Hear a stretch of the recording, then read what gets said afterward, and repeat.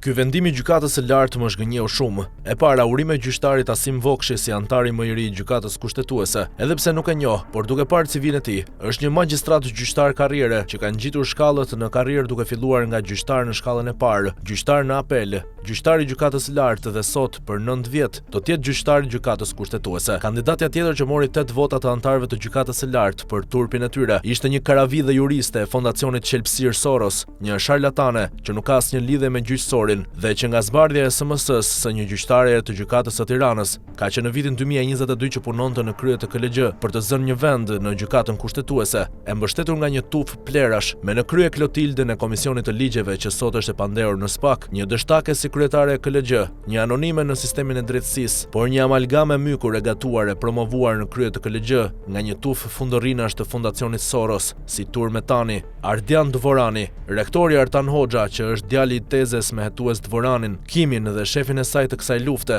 Hetues Gjafën e mender Komisionit të Dhjerjes, më shumë se kaq të reformës së drejtësisë. Imagjinoni se kush janë antarët e gjykatës së lartë, ku 8 nga 15 antarë të kësaj gjykate hedhin poshtë me votën e tyre që qel Beter Pazaresh, kolegun e tyre zotin Vokshi, për të mbështetur Karavidhe Llagamin, se ju duhej patjetër aty Lalit, Lelit, Lylit, Tyrit, Dvyranit, Hoxhës, Gjafës, Klodit dhe e padrinos së tyre Leksis Soros. Ky është modeli që ka funksionuar që prej 6 vitesh. Kjo me nder drejtësie e dhjerë deri në fyt nga pislëqe, pazare, lobi me qenësh, për të kapur çdo funksion në kupolën drejtuese të çdo institucioni të kësaj drejtësie hale, me në krye halet e kësaj shoqërie të veshur nën petkun hipokrit të juristëve, kur në fakt kanë qenë hetues, gjyqtarë, prokuror të regjimit komunist ose llapist që lëpin kocka nga fondacioni hale i Sorosit. U habita shumë që nuk ndërhyri fare Altini, se afërmon që gjykatat vendosin çfarë kërkon Altini, por si duket këta kapot e gjykatës së lartë kur marrin urdhra nga ata që kanë katapultuar aty fal kulisave, nuk ja vërshëllejnë Altinit. Tani betejë do të bëhet për 2 karavidhet e tjera të KPK,